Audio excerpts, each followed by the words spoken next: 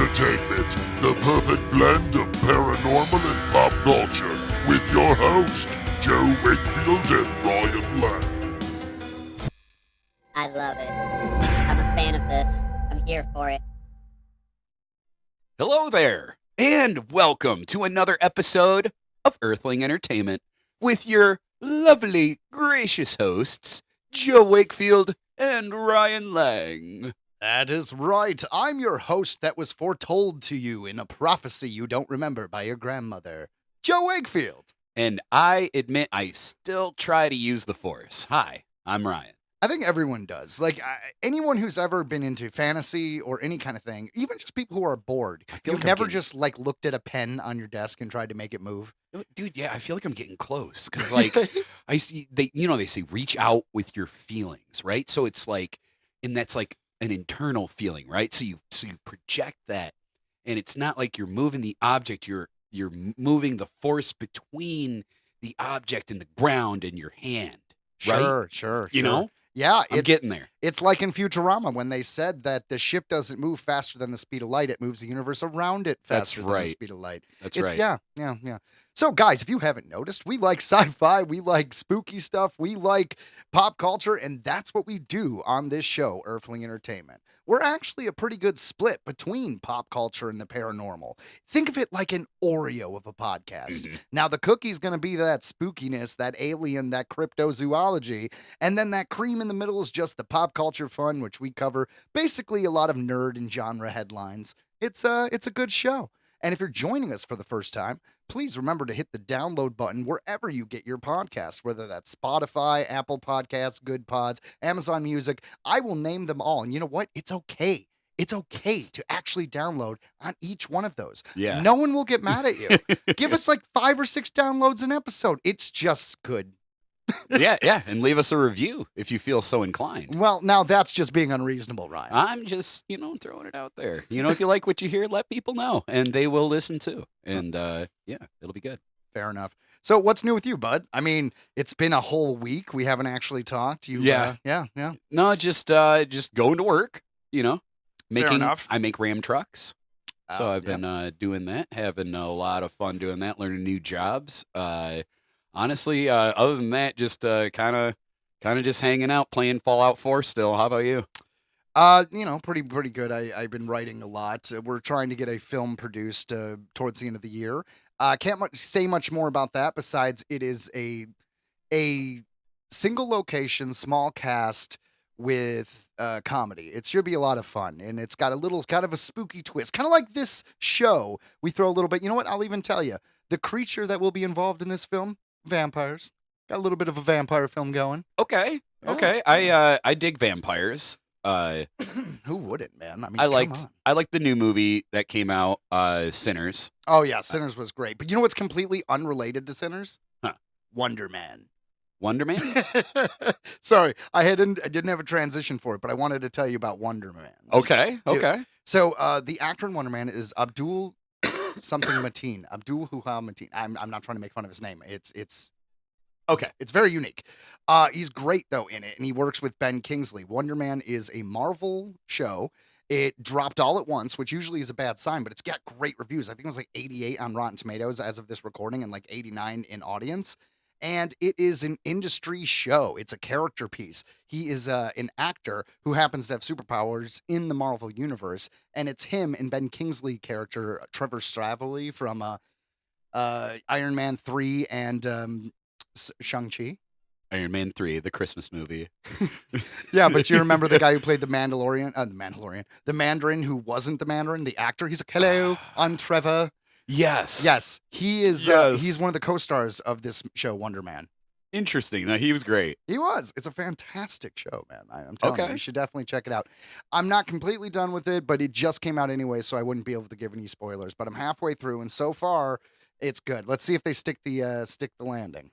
My girlfriend just told me that Bridgerton, the new season, is coming out, so I'm sure you guys are all on the edge of your seats for my review, and I will let you know how Bridgerton is. All I know is this new season got a great surge in ratings because of their divisive last season kind of like dipped. Well, this season apparently it's coming up. It's a good show.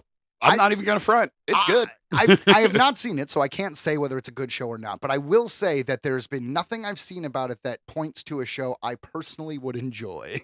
I get it. You know what I mean? And would I choose to watch this? Like, no, on my own. No, But no, my no. girlfriend, she was like, "Hey, let's watch it." And I watch it. I'm like, "Holy crap, it's really good." Yeah. Like, yeah, it's something I would have missed out on. Yeah, you just bite your lip and try to enjoy it, right? Well, you know, it actually is pretty good. I actually enjoy it. All right. So That's kind of how I feel about Outlander. Outlander was a show. This woman, a modern day woman, goes back to like 1800s Ireland or Scotland, I believe, and it's kind of like a period piece, but it's basically a love story. I didn't think I'd like it. I was forced to watch it. It's all right. Now, granted, I only saw the first season, so it may go completely downhill after that. I don't know.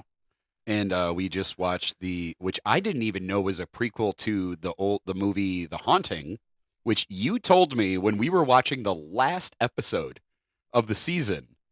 It's not a prequel. It's based on the same material.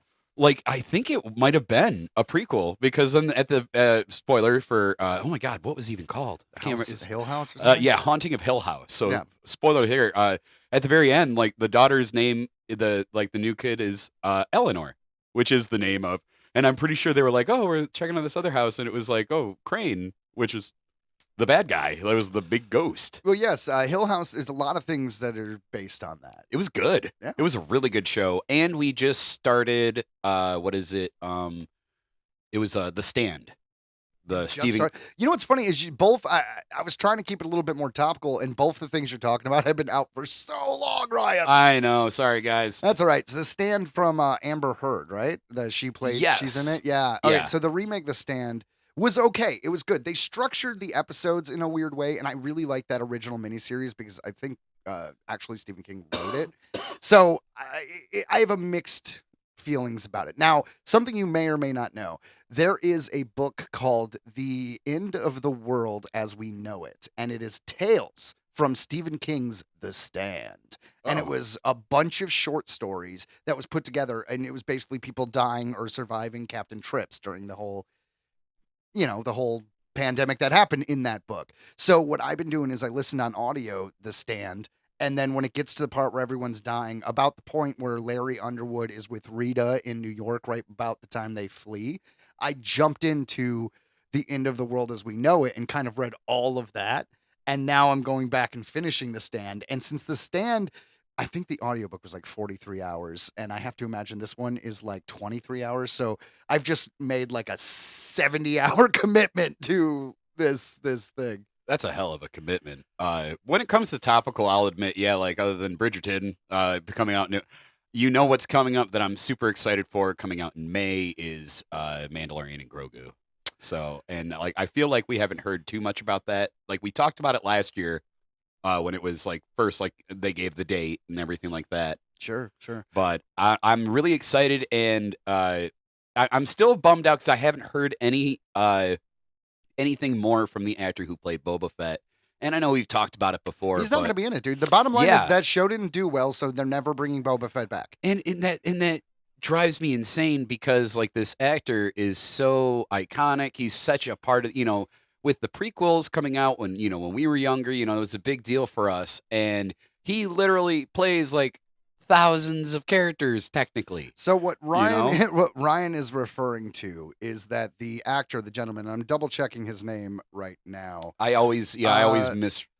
So read that name, Ryan. Yeah, forgive me. Tamara Morrison. And yes. He played Jango Fett in the early Yes. 2000s in the Attack of the Clones. Now, for those of you who don't know, Jango Fett is I guess we'll say father, but he's really the person that the clones come from. So all the clone in the Clone Wars came from Jango Fett, and Jango had a unaltered clone that would be basically a normal human. He would age normally. Long story short, and that's Boba Fett. So Boba Fett, the guy who played it, Tamara, he's done every one of those roles. So yeah, he's Jango. He's Boba. He is every clone. He is literally every voice we've ever heard. He voiced it for the video games. He voiced it for the shows. Like, I mean, not all the shows, but not all of them. But yeah, you know what I mean. Like they should have. Yeah, well, because Rex was a clone and he was not voiced by the You're same right. guy. And So- but the point is, he's the live action version of that character. But his show bombed, and now he's never going to come back. which is absolutely ludicrous. It might absolutely ridiculous. But- It makes no sense to me. But let's stay topical. You're Okay, talking about okay. the Mandalorian and Grogu, Yes, right? yes. So, So- when it comes to the Mandalorian and Grogu, I heard that they were going to get a Super Bowl trailer, which is nice. Ooh, nice. Because we've only had a teaser so far. And honestly, Yes. it's a fun teaser, but it told us nothing of the story. Here's my guess. So we ended up at the end of season 3 with basically they're just doing their own thing. They are now bounty hunters together. He is part of his family. Yeah, the thing is, Ryan, is you're not very good at saying who you're talking about. Sorry, forgive me. Mando and Grogu are now basically just going off bounty hunting. You know, Grogu is now his son officially by the tribe of the Mandos, whatever you call their group there. Sure. And Yeah, he's just raising his kid. It seemed like he ended with them just chilling at a house, and they're going to go off and be bounty hunters together. Yep, and I love that Dave Filoni made a cameo in that bar scene where he goes in and is like, no, you're going to give me work. You're going to give me work. And he just like, and in the background, and it's literally Dave Filoni as Dave Filoni wearing his dumb cowboy hat and everything just sitting there in the background. Why not, man? I mean, it's a whole galaxy with Star Wars. Now, here's my thoughts on this Mandalorian and Grogu movie, though. I don't think it'll do that well. I don't think it'll flop. But I think it's going to make about 500, maybe 600 million. And here's why, Ryan, is because they're not leading with the title Star Wars. They're leading with The Mandalorian and Grogu. And while The Mandalorian was a very popular show, Very. not everyone has Disney Plus.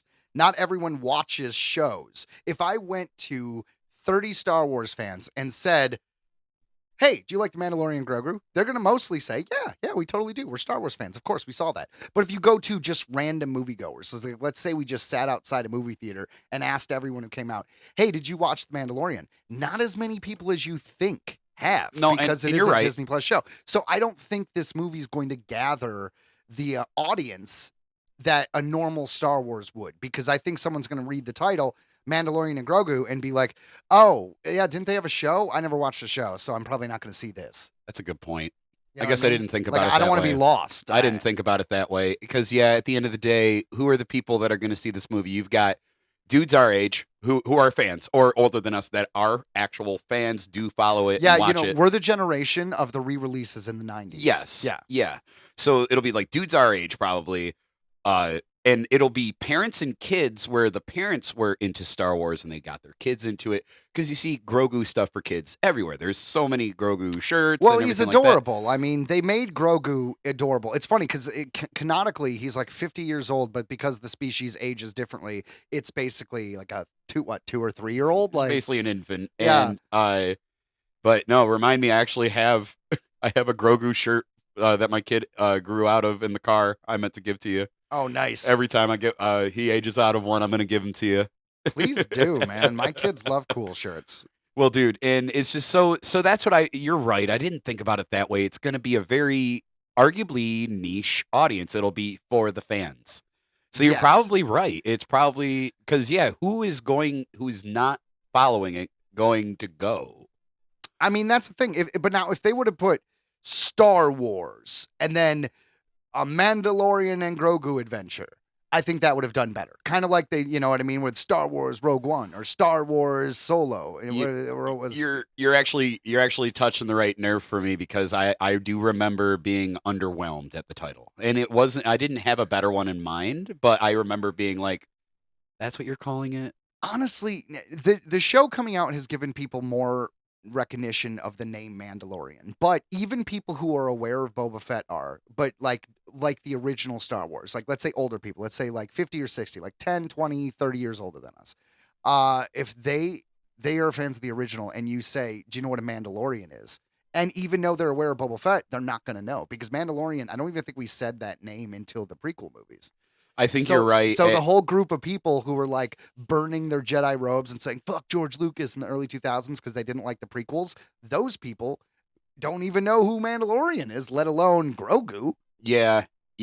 And I feel like I only knew because of Knights of the Old Republic 1 and 2. Because they talk much about the old Mandalorian Wars, because that was the Yeah, the Sith and original. the Mandalorians got into a war. Yeah, it was a huge, and the Jedi and the Republic, it was a huge thing. And Mandalorians almost fucking won because they got good at fighting and killing Jedi. just makes me wonder how much of that is canon, because I know most of that is Legends, but we keep taking from Legends and making it canon. See, So thank you. Like, that's where I don't get it. Like, you take It's- over Star Wars, it's got endless content, and then you're just like, derp, there, it's all legend now. And it's like, but then it's like, but we might have Keanu play Revan. Like, you hear all these teases, and it's like, but well, he's here's already why, got a Ryan. story. I can tell you straight up why. It's because they did not want to have to read and do the research and have to deal with canon. They wanted to be able to do whatever they wanted, and if it broke what already was established, they didn't want people bitching. So they said none of it happened. And then them handpicking the stuff that they like is kind of funny, because they take stuff and then they change it and it's not as good. Like It's never as good. They've never taken anything from Legends and made it better. No. But I have faith in the new Star Wars situation, because for those of you who don't know, we've covered it. Yeah. But Dave Filoni is now going to be the co-head of Lucasfilm. Yeah, there's another, I forget the other name. Yes, no disrespect to her. She's just not as much in the public eye, so I don't remember her name. But Kathleen Kennedy is out. she is. And so I think Dave Filoni, might usher in some fun stuff in the new Star Wars. I would have been way more excited. Like you said, no offense to her, I just don't know anything about her career right now. I'm just saying, if it was Dave Filoni and Jon Favreau together, I don't know. Jon Favreau may have not wanted to do it. He's a probably. filmmaker. Yeah, He's I a was going to filmmaker. say probably not, and that definitely ties you down. Yeah, I'd say so. And Dave is more of a nerd for Star Wars than John is. John's just great at what he does, though, when it comes to Star Wars, because he's just good at what he does. Exactly. Jon Favreau is a good filmmaker. Yeah, he's incredible. I remember going to see Elf in 2004, and it was for my birthday, and I just remember being in the theater, and long story short, because it was 2004 and I was in the theater and I was young, I was super stoned, and I was alongside you, my friend. I know. So I'm sitting there and I'm watching this, and suddenly Elf, or Will Ferrell, is leaving the North Pole to go to the big city, and there's just the bubbling in the water, and then this little horn pops up, and then the stupidest looking animated the narwhal pops up, which is, bye, buddy. I hope you find your dad. We died. I never stopped laughing. We were crying. I was like, this is the greatest thing I've ever seen in my life. We probably pissed off everybody. I don't know. I think people laughing at something that happens in a movie theater is not as annoying as someone having an outside conversation or talking over a movie. If you're laughing at something that happens on screen, even if other people don't laugh, I don't think too many people could get pissed. All right, so there's this point in this new movie that I went and saw. So Sunday I saw Send Help. So I really want to see this. Okay, so there's a Sam Raimi movie called Send Help. It's so fucking good. It's Rose McGowan, not Rose McGowan. What's her name? Rachel McAdams. Rachel McAdams is a castaway with Dylan O'Brien, and they were in a plane crash because it was a company meeting. And long story short, he is a terrible boss, and she's kind of a meek character. And the tables are turned, as you could see from the trailers, when they land on this island. But there's one scene in particular that is probably the biggest, grossest, scariest scene in the whole movie. Don't spoil. Yeah, no, don't worry, I won't. But I will say that there is a fake out scare that is so stomach turning that when it happened, I laughed out loud so hard, and I was the only one in the theater. But it was I don't want to give anything away. So just imagine someone punching a baby and just all silence and me going, okay. So it was one of those. Oh shit. Yeah, I had a lot of fun with that one. So if you guys haven't seen it, Send Help is a great film. Now, I don't want anyone to think it's a horror movie. I don't know why anyone said it was a horror movie. It is not a horror movie. It's a suspense movie. It's a thriller movie. There's a couple scares and horror elements, and when they do get weird or gruesome, they get weird or gruesome. But overall, the tone is just kind of uncomfortable, more suspense than horror. It's a lot of fun though. I feel like that reminds me of Long Legs, where everyone was oh, they were making it out to be oh, it's like Silence of the Lambs, and there really wasn't anything. It was just it was good in its own way, but yeah, it just left you feeling uneasy. Sure, and shit. sure. That was the whole point. It wasn't like, yeah, it was weird. Well, to be fair, if you rewatch Silence of the Lambs, I would argue it's not very scary by today's standards. Kind of like how Psycho was the scariest thing that came out when that came out, but now you watch it and you're just like, right on, No, shower, wee, wee, wee. I get it, yeah. Mhm. no, that's true. I feel like, even like, my favorite horror movie, sci-fi Event Horizon, Oh, I love it. I love it still very, very much. And I gave it a watch a while back and holds up great for me, but you know what I mean? By today, if I were to show this to someone now for the first time, I don't know. Well, you should really check out the prequel. I have it. It's comic book, so everyone calm down. But I have it. It's 5 issues of what happened to the ship when it basically goes into the hell dimension. Nice. Yeah, so Nice. I'll lend that to you.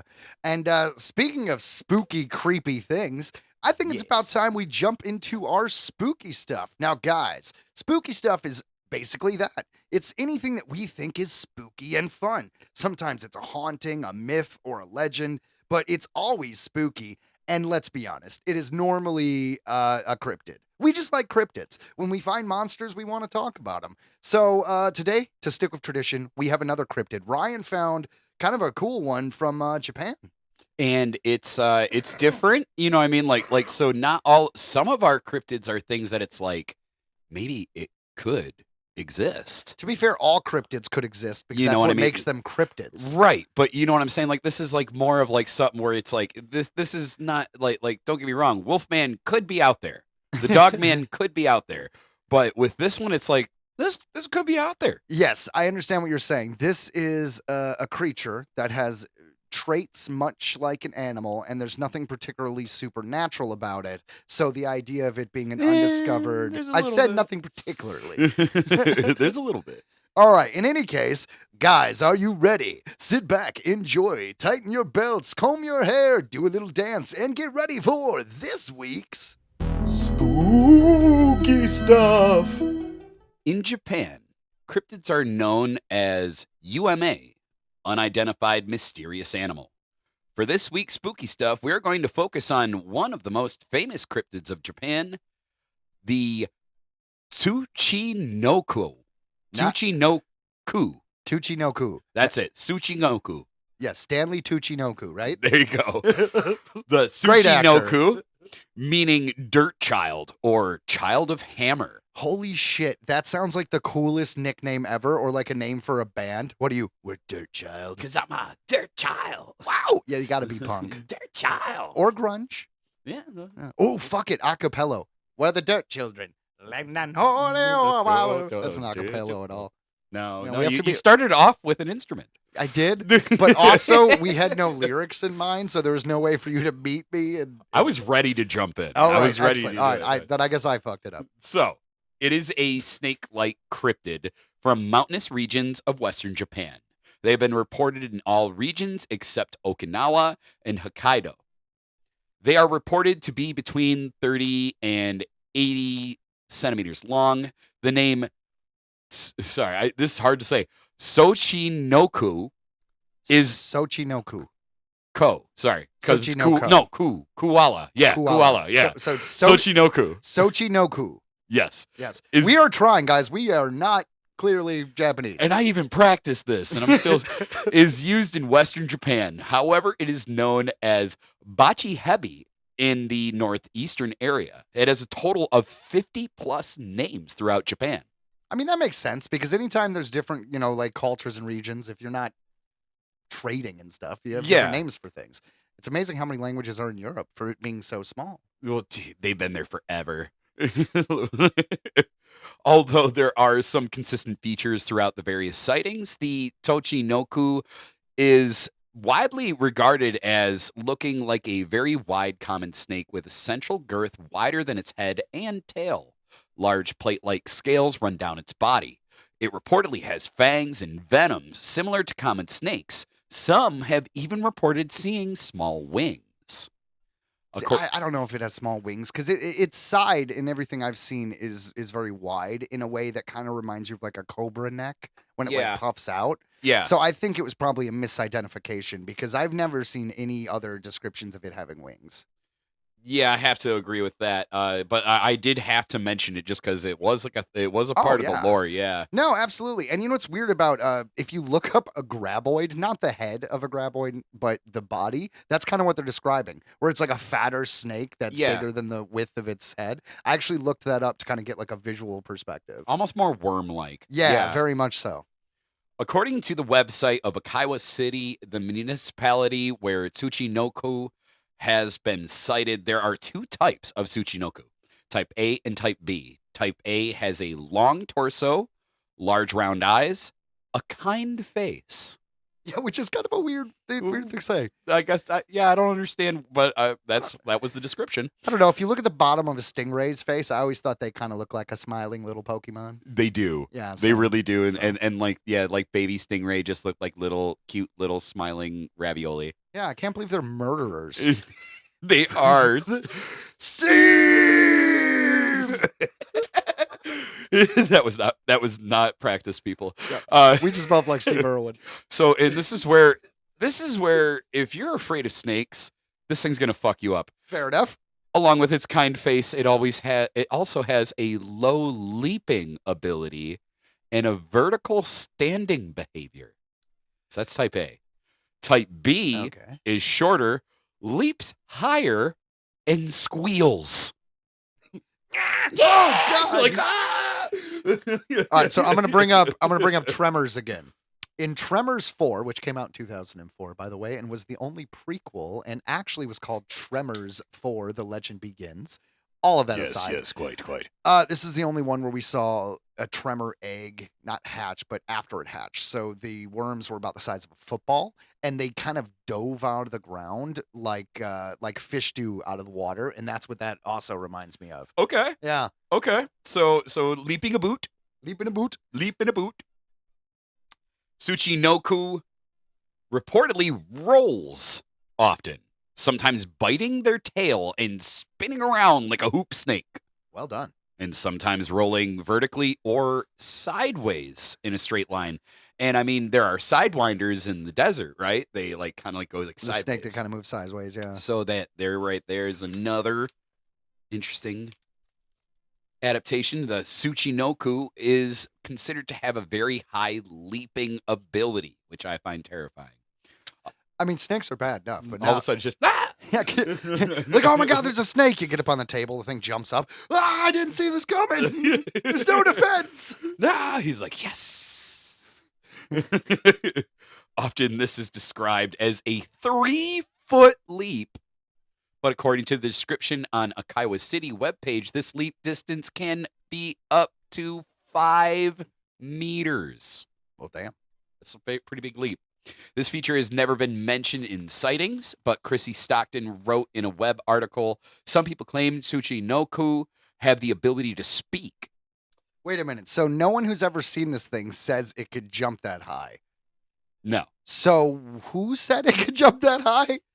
Because that just feels like I could go online and say anything. I could go online and be like, dogs can yodel. And everyone could be like, anyone who's ever seen a dog yodel? Everyone's like, nope. And Well, I'm like, have you but they ever- fucking can. Have you ever seen Tsuchinoko not leap? Or have you ever even seen one? So how do you know? I don't personally know. I'm just simply saying, if not a single person who saw it has ever reported that, how is that even information? Who came up with? Who wrote that down? This is important information All right, whatever. that we have here before us.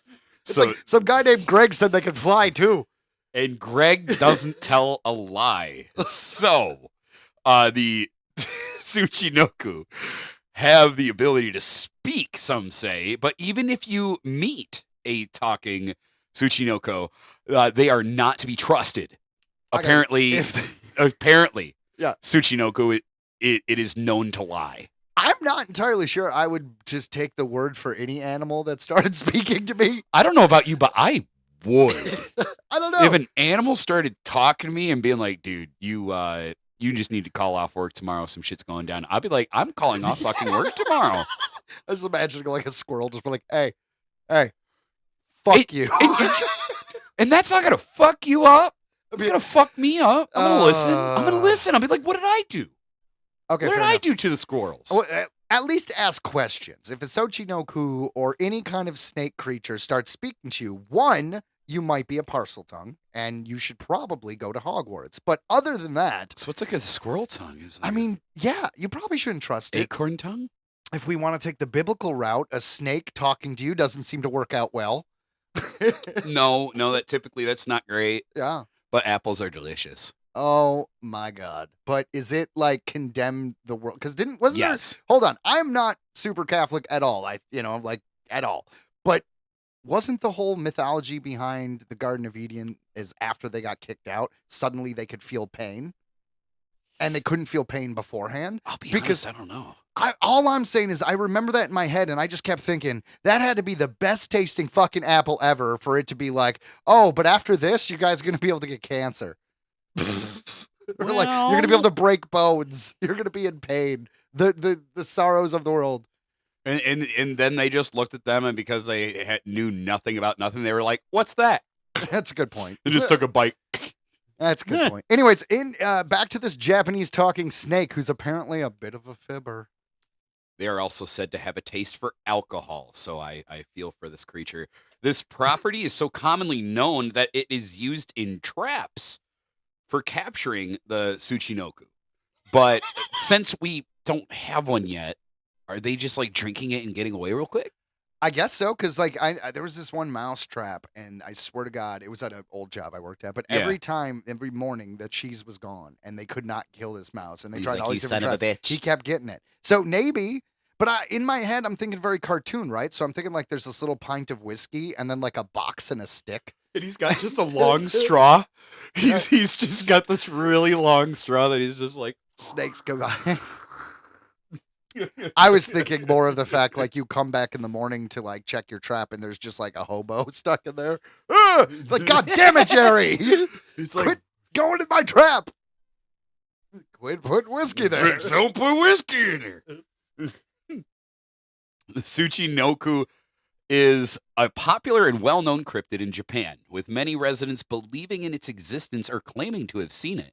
On May 3rd, an annual Tsuchinoku festival is held at Higashishirakawa.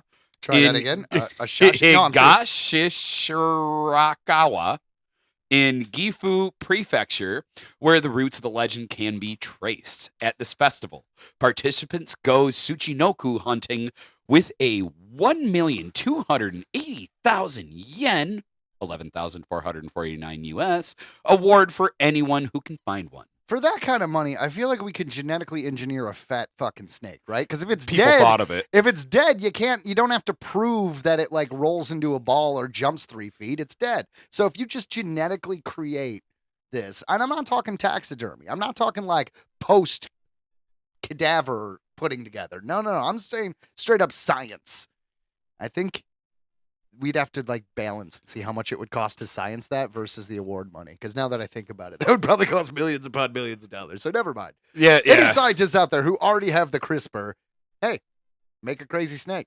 Yeah, you never know. I would go to this festival. I always want to go to like the Squonk Festival in the United States. So why not this one? I agree. The Squonk Festival would be wonderful. Oh, dude, so we all just like cry? I don't know. I hit him up to try to get us a booth there. You're kidding. I am not kidding. It's kind of a pie in the sky idea because if we work it out, we got to fly there. Where's it at? I don't know. I forgot. It's like Connecticut or something. It's something like that. Yeah, Oh my God. I don't know. We'd have to look it up. Dude, the Squonk. Like, yeah, so we just all just cry. We just hold each other and cry. Dude, there's straight up Squonk cosplay. There's Squonk cosplay. Yeah. For you guys don't know, Squonk is a cryptid that basically is just horrifically miserable. It's pretty ugly, but it's like adorable in the fact that it's just so like lonely and sad and is like, and it literally just cries itself to death. That's what this thing does. Is like even if you look at it, it's almost certain death for the Squonk. Because it could turn into a pile of tears. Yeah, it just literally melts if it cries too much. Joe's looking up. Yes. The Squonk Festival. Oh my gosh. Yeah, here we go. Yeah, you know what? Pennsylvania.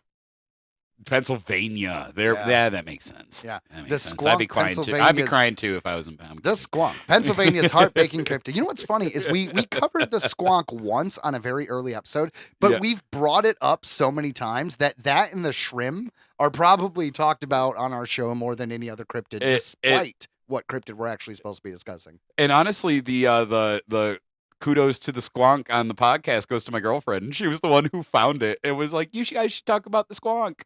And I was like, oh shit, we should. That was a good one. Hey, there are no bad ideas. No, that was a great idea. So back to the Tsuchinoko. The government of Yoshi Okayama once offered a 20 million yen or $200,000 US reward for the successful capture of a Tsuchinoko. In June of 1994, a man named Kazaki Noda and his wife reported having come across a huge snake with a thick body like a beer bottle and a head described as being like that of a tortoise. On May 8th, in year 2000, a farmer named Sugi Tanaka reported having come across two metallic-colored snakes with tails like rats. In the same year, in June... See, that's an image I saw too. It was a sculpture or it was Yeah. an artist rendition, and it was basically kind of like It had like a thin little tail. a thin little tail at the end, but it was like a flatworm Yes. with like kind of like a normal snake shaped head, but it was smaller than the body like they described. And then after the flatworm body, it just like it had this little rat tail. It was weird, or like a stingray tail. Or almost like, in with the flatness, it's almost like a cobra, but like its neck flare goes the whole body. Yes. You know? Yes, Like, kinda instead like of just that. being like what is it, a few inches below the head, it would it would go all the way down to Yeah. what would conceivably be the butt before the tail. Yeah. Yeah. Yeah, it's really interesting. On May, so I already talked about that. In the same year in June, a woman named Mitsuko Arima reported a Tsuchinoko swimming along a river. She describes her experience as follows. I was surprised. I just pointed at it and asked, "Who are you? Who are you?" It didn't answer me, That's got to be a But- mistranslation. but just stared. It had a round face and didn't take its eyes off me. I can still see the eyes now. They were big and round, and it looked like they were floating on the water. I've lived over 80 years, but I'd never seen anything like that in my life. Okay, so I get that culturally these things are supposed to be able to talk. So saying "Who are you?" and trying to talk to it actually isn't as weird as it sounds. That's But I kind of where just- my head went. But I yeah. just got this image of an old woman walking in the garden, pointing at a snake, being like, "Who are you?" It made me laugh so much. And the snake says, "It is I, Bartholomew the Third." Oh shit, I'm Gary. Hello, Gary. We Uh, meet once again. Good. And this time, you will die. Oh no.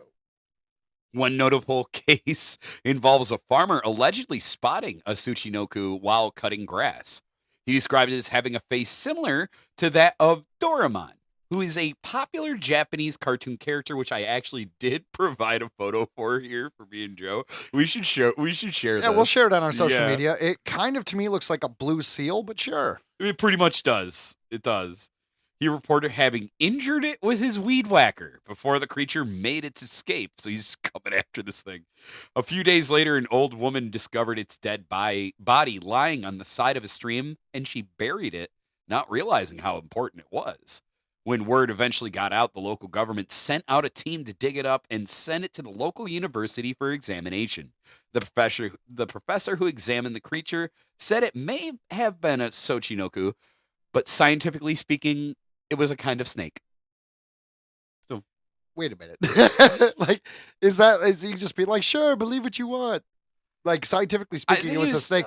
I mean, it was okay, kind of snake, but he couldn't figure out What kind it- of snake? Yeah, what it was. I mean, because I feel like I mean, they probably took DNA tests, right? Couldn't you just test the DNA and be like, this is what kind of animal it is?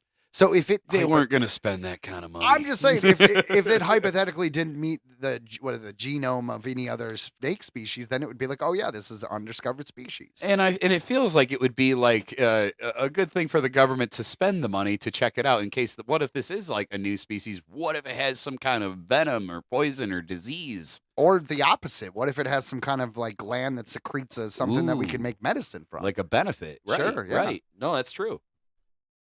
So the sudden rise in sightings was caused by the Tsuchinoko boom, which was caused by some books being published on searching for this peculiar creature. The most famous is Runaway Tsuchinoko, which is a book about the author of it and his team and the sightings and incidents he investigated that involved the Tsuchinoko. Kind of sounds like a title for a kid's book. It does. Because of this, old people started talking about the snake. Even if someone saw a Tsuchinoko, it was taboo to say that you did, as people believed that you would be cursed. That sucks. So maybe that's why like we hear like little like trickles of information, like it leaps and scares you and screams at you and does all these things. No one saw it. So but to talk about it could curse you? Yeah. So maybe we're doing that's a why. podcast about it, bud. Well, I'm just saying, like, we're talking about a lot of fucked up things. For the record, everybody, me and Joe are happy men, and we're not gonna commit suicide. We're men. We're men in tights. Tights. And we will not be killing ourselves anytime soon. So if we end up dead, it is because of the Tsuchinoko curse. Yeah, and, I got kids. I need to stick around. Ryan's got kids. He I needs do, to stick but you know around. what? I think that it's worth it to put our necks on the line to give these people this kind of information. Oh, good. I mean, how many people know about this thing? Well, at least I don't know, buttload more. That's Our right. average downloads would suggest we're killing hundreds of people. So, in case you were wondering, is there Tsuchinoko in popular media today? Well, you know that I am a Pokemon enthusiast. Well, Ryan, you do have to catch them all. Side note, in the Pokemon IP, Dunsparce is primarily based on the Tsuchinoko, the legendary fat-bodied snake-like cryptid from Japanese folklore, often described as having a venomous spike-like tail, which I couldn't find any, but I was like, I'm going to throw that in there because Dunsparce does have a spiked tail. The And they're spiked saying- tail, yeah. I never heard anything about it being venomous, but I'm with you. Small wings, and a habit of rolling or jumping introduced in Generation 2, which was Silver and Golden Crystal. Right on. Its name and design act as a direct nod to this creature. And it's hilarious because Dunsparce it was like the most useless Pokemon. Like it seriously, it was useless. There was no use to having it. Then recently they gave it a evolution. And you know what they called it? Awesome worm. Dunsparce. Dun. Dunsparce. Oh, it's like a Netflix special. Dun. Dunsparce. Sparse. Sparse. Is it like bigger? Does it have bigger It's like a wings? little bit better. You have like a 1% chance of it evolving into a 3 segment and a 99% chance of it evolving into a 2 segment. There's no difference other than the sprite, which is basically the image. I don't know why Pokemon decided to call all the images of Pokemon sprites, but here we are. That's what they call it. To be fair, if there's only a 1% to do it, and can you still trade with other people on those Game Boy games or whatever? Yes, Switch? you All right. can still trade. So I bet people sell that shit for a lot of money. I bet you could I find got a 3 segment. Done. I guarantee somebody out there is like farming that and like, playing the game so much and then selling each one for like $1,000. Oh, people do that, bro. I know. I know people like that would farm like shiny, perfect eggs, IP eggs. It's fucking wild. In Warcraft, when that was popular, I know people were buying weapons Yep. and rare swords and magic for like thousands of dollars in real money. And Yep. People would even sell their accounts. They would straight up like grind a character all the way to cap, and then they would sell it, and people would buy it. So they could, which is ridiculous. So, but anyways, back to the Tsuchinoko. oh, we're not done? No, that yeah, we are done. with That's the what I Tsuch- thought so. Yeah, Right, yeah. I just wanted to say, I hope you guys enjoyed that one. It was a little bit different. Like I said, this isn't like something that's gonna like prey on you in the night, but definitely interesting, and it's definitely something that's still a mystery. It still hasn't been solved. Yeah, and it is spooky. It falls under spooky stuff because I don't know about you, but if I see this weird little worm thing that suddenly rolls into a ball and goes down a hill like a hula hoop rolling at me, and then in the last minute jumps 3 feet in the air and goes, that is horrifying. Yeah, I agree. It falls under spooky. And I have to say that there's no way it's not venomous. Like I said, like, I don't know, with like the hood and everything like that along his whole body.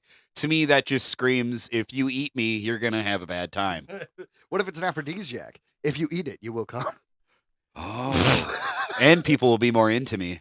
Very nice. Nice. All Okay, right. going on a Tsuchinoko hunt. Going on. Anywho, Tsuchinoko. and guys, Here with we go. that completes this week's Grab spooky your stuff. But hang on to your hats because what's coming up next? The Earth Pop Report, talking about everything to do with Earth pop culture. Woo! Here we go. All right, guys, you have made it to the creamy middle of the Oreo The of this creamy middle. podcast. Pop culture. Num num num num. That's right, and I didn't get to say it at the start, but I want you guys to know at home who are still listening that your ears are the milk in which we dip this cookie. That's Yeah, that right. would have been way better to say at the beginning. You were going too fast, and I didn't want to trip you up. What? Me talking too much and too fast and over others? That can't be right. Never. Well, guys, we got some fun stuff. It was a good week in pop culture, and we're going to talk a little bit more about it right now. So, the first thing I want to talk about is, are you aware, Ryan, that Teenage Mutant Ninja Turtles 2, The Secret of the Ooze, that's right, the 91 sequel to the original live-action classic. You know, it's coming back to theaters. It's come back to theaters for its 35th anniversary re-release. It's going to be there for from March 13th through the 19th, and it's restored in 4K. A little too 4K. Oh, now these original Ninja Turtles, they were our childhood, man. I mean, Hands down. Hands down. Gosh, that I must have watched Ninja Turtles 1, 2, and 3 like probably more than any other movie when I was a kid. Like that was a staple. It was like them, Ghostbusters. oh yeah, absolutely. And there's a couple things I take away from those originals. One, I think it's funny that the suits got progressively worse in each sequel, just because I just think as an adult that's hilarious. The third one is hilarious. Yeah, well, the second one, the one that is being re-released March 13th through the 19th, that was a really good sequel. As a kid, it was my favorite. And it's funny because as an adult, I recognize that the first film is far superior. And the first film was actually violent. They were actually fighting with their weapons. Well, for the second film, there was a bunch of people who were like, the first one was too violent. So they're like, Yeah. all right, we'll tone it down. So the turtles pretty much don't use their weapons in the second movie. They at one point A lot of hand-to-hand stuff. Yeah. well, not just that. Michelangelo will grab like the sausages and Yep. use those. They're knocking people between shells. yeah. They're like Yeah. being silly. Yeah. Exactly. So it was more kiddie. Do you know what I mean? Yeah. But it was still my favorite. And I remember that a lot of people are like, okay, well, the second one is inferior because it took that route. And I'm here to tell you, as a kid, it was my favorite. I loved it. Dude, So, Tokar and Razor. They may have been right, is my point. And the Super Shredder. Super Shredder. Kevin Nash played the Super Shredder. That's right. Yeah. That's right. And Vanilla Ice was in the third act. Mhm. And I still have that song memorized. At He the does. risk of being demonetized, it was like, "Yo, it's the Green Machine gonna rock the town without being seen." Have you ever seen a turtle get down? Down. Slamming and jamming to the new swing sound, groove. Everybody was move. Vanilla's here, the new hip crew to rock and roll the place with the power of the Ninja Turtle face, Iceman. All right, anyways. All right. Yeah, so I was super into All that. Yeah. right. And by the way, I am aware that was the whitest rapping ever. It was well whited I'm done. But yeah, hey Ryan, have any final thoughts on the Ninja Turtle series? And are you going to see the second movie in theaters? I'm not gonna lie, probably not, and because it's just I don't know. I've got such a setup at my place. I've got the projectors, so I can. You're the I'm reason terrible. Film Expedition is dying. You son of a Yeah, bitch. I know, I can't help it, but god dang, do I love those movies.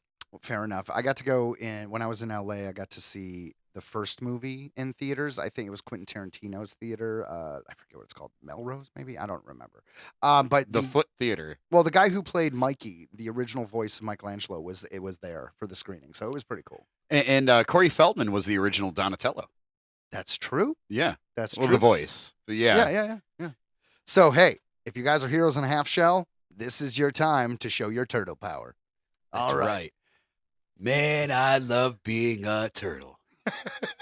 Man, I just love that generation of movies, and not just that, but the generation before us, where the movies that kind of came out when we were like basically babies or right before we were born, like the 80s. There's a lot of movies I really like there. Like, do you remember The Princess Bride? I do, and that was made by Rob Reiner, who just passed, which I never knew that he was the one who did that. Oh yeah, it's one of his most famous films. Well, anyways, Princess Bride. Remember the character who Mandy Patinkin played? He's like, something. You killed my father. Now prepare to die. That guy? yeah. Inigo Montoya. Yeah, Anita Montoya. Well, I loved that character, but I've never been a huge fan of Mandy Patinkin only because I haven't really watched things that he did beyond that. Yeah. Well, he was just cast in something that I'm definitely going to watch him in. What's that? It turns out that Mandy Patinkin is now cast in Amazon Prime's God of War series. He's going to be playing Odin, the main antagonist. Oh, dude, good for him. Right? That'll be a cool role. And I feel like this, in a weird way, kind of falls once again into a niche fan category. Who's going to watch God of War? People who played God of War. Normally I 100% agree with you, but I will say that kind of like The Last of Us, sometimes these big profile shows find a way to break out. And I'm not saying it will. Story. I'm not saying it will. It could. No, and it is a good story, right? Like they take so much from folklore, from mythology and everything like that. So I mean, you're right. It's got a bigger chance at a wider audience just because of that it's a little bit more historical. Well, the God of War games were always known as kind of a fun action game, but it wasn't until they soft rebooted it with this Norse mythology that it really hit the strides that it's been hitting, which is why that's the iteration that Amazon is choosing to make. And I just want to remind you of this, Ryan. This is a video game franchise, right? Right. Made by Amazon? Right. What other video game franchise was just made by Amazon that's killing it? I think it was something about Fallout. Climb in Fallout. Up. Oh, Fallout. Come on, you son of a bitch. I thought it was Climb Up. That's dumb. That is a dumb joke, Ryan. But seriously, they did such a good job with Fallout, and that's a good example that is a show that is beyond the popularity of the games. And I have to agree with that because I guarantee that not many people who have watched it have played the old games. Like maybe some of the new ones. But that's funny. As a Fallout player, like I never even messed with 76. And I know there are people who played only 76 because like that was like kind of the style that they like to play. Well, online multiplayer RPGs is its own different kind of game. It really is. And then there's like guys like us who's like, man, I remember being in the Fallout shelter, like just playing Fallout every day, Fallout 3, Fallout New Vegas, and then Fallout 4 came out. And we were like, I like first-person games. I'm with you. I'm not a huge 76 fan either, and apparently a lot of people agree because that show, the popularity of that show, more people have started playing, and this is according to Steam, more people have started replaying Fallout 4 than 76. So, I agree with that, and but I know that 76 did get patched up, and it's a great play. So I'm not dogging the game anymore. Like, well, hold on. If you like multiplayer online games, yeah, MMO style, kind of like World of Warcraft almost. I don't. I like single player games. That's why I'm really stoked. The new Fable is just a single player game. Oh my god, it's so exciting! No, new Fable is very exciting. We talked about it last week. Yeah, we're getting way off topic. No, who cares? This is about Mandy Patinkin. Damn it! That's right, Mandy Patinkin from the God of War series, which is going to be coming to you from Prime Video. And he's playing Odin. Good recap. That's right. What's in the name of bloody Odin? Oh, man. Hey, let me ask you something, Ryan. To talk a little bit about our next topic, were you ever a fan of the Fast and Furious franchise? Like, I mean, a casual fan or like a hardcore fan at all? Let me answer you, Joe. I think I saw the first one, and I remember the preview for Tokyo Drift. Excellent. That's about as far as it goes. And all of the memes about family. All right. That's it. So we have The Fast and the Furious, which is basically a point-for-point remake of Point Break. It is basically Point Break. Like, yeah, like 100%. But then we had Too Fast, Too Furious, which introduced Tyrese into the franchise. So that's why that one is important. Oh, well, you gotta introduce Tyrese. Now, Ryan, then they had The Fast and the Furious Tokyo Drift. Now, they were drifting. I'm trying to give you real information here. So the Fast and Furious Tokyo Drift was it was the third installment in the franchise, and it had none of the original characters, except at the very end, Vin Diesel did a cameo, reprising his role as Dom. And the reason why that was significant is because he only did that cameo for the rights to the Riddick franchise. So the fact that he owns Riddick and made that 2012 Riddick movie is only because he agreed to do that cameo in the Fast Furious Tokyo Drift. Huh. Interesting, right? What was his name in Fast and Furious? What did you say his name was? Dom? Vin Diesel's Dom? Like, he should have been like, I am Dom. Okay. Because it's an I Am Groot joke. Yeah.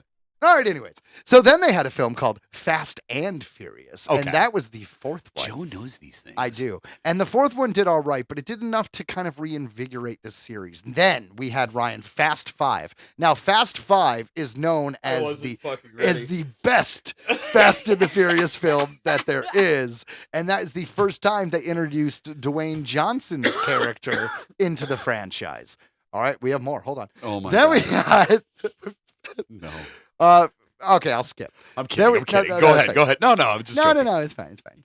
I feel like just being. There's a like, Fast no. and Furious 6, and that was pretty good. Fast and Furious 7 is the one where Paul Walker died, and they kind of had them ending and branching off into different ones. Fast and Furious 8 was where Dom was forced by Charlize Theron to act against the group and to basically be a villain because she kidnapped his child, which was from a previous relationship of a woman who died, I believe, in the fourth one. Then they had the ninth one. Now, the ninth one is where we jumped the shark, Ryan. That is where we had a car Tarzan off a cliff, swinging over a gap and landing on the other side. I think it was in Brazil or the jungle. And they actually put a car into space in that one.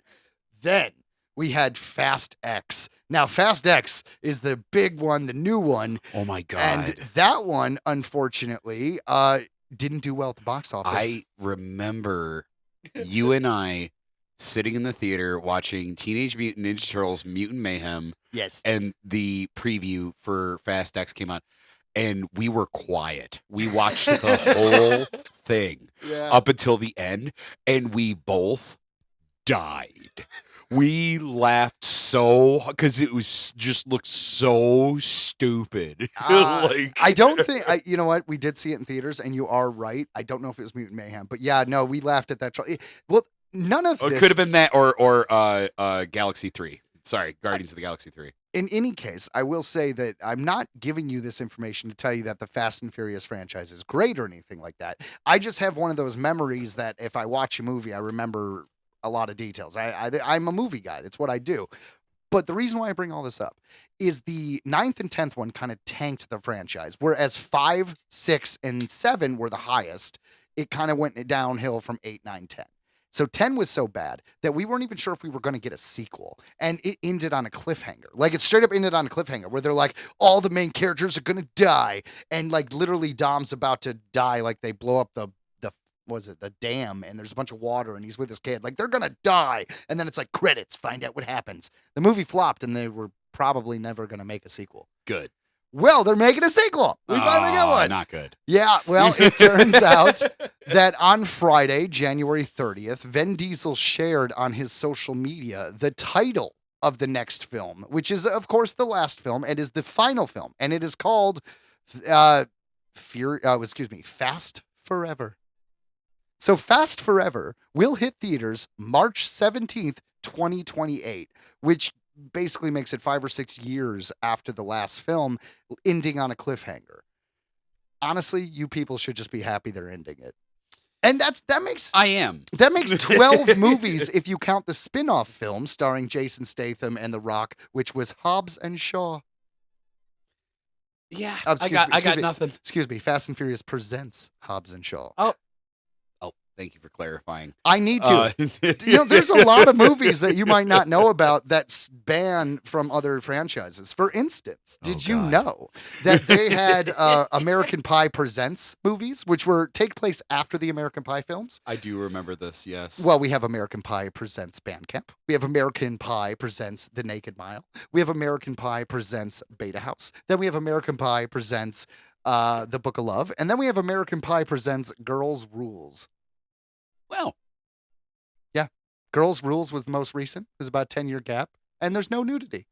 Isn't that special? Just some random information I have, Ryan. I should be doing a game show on this shit. We sometimes do. All right, one last thing. They're going to make a 15th Air Bud movie, and that Air Bud movie is going to be in a universe where the Air Bud movies exist, where someone gets the idea of doing Air Bud by watching Air Bud in this meta Air Bud movie that's coming out in a few months.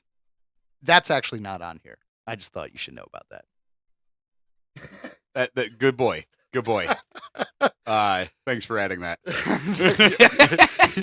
You're welcome. Anywho. So I kind of went on a big tangent there. Anyways, Vin Diesel, Fast Forever, comes out March 17th, 2028. Family. All right. Next, do you want to know, Ryan, in 2025, out of every single streamer, YouTube, Disney Plus, all of them, what the number one show streamed in the entire world, the number one show streamed, period. Do you know what it was, Ryan? I actually do, because I actually already did hear about this. Yeah, that's right. Bluey, the children's cartoon, the blue dog that's taken the world's heart by storm. That's right, 45 billion minutes, billion with a B, were watched last year, including, so it is the number one streaming show, period, including all adult shows, everything. And you know what? I think I know why, Ryan. Because of lazy parents. Just putting it on and then going to do what they want to do. Like, watch another episode of Bluey. You're not wrong, but there's a little bit more to it. How many times do you rewatch shit? Well, yeah, Bluey's only 10 minutes long? No, I'm just saying, in general, how many times do you rewatch a movie or show? Honestly. Not that much. How many times do your kids rewatch a show? Constantly. That's why. And the same scene over and over and over. I'll be doing stuff like cooking dinner, and I'll be like, okay, I've heard this line why are we watching this again? 10 times. Stop going back. No, I'm serious though. I remember it was 95 or 96, and I was, 10 years old, and the Mighty Morphin Power Ranger movie came out on VHS, and I got that VHS, and I put it in my VHS player, and it stayed in that player for days. I literally, that first day, watched it 3 times in a row. It sounded more like nails on a chalkboard. That's just how kids work, man. By the way, that is a fun quote Ryan was doing.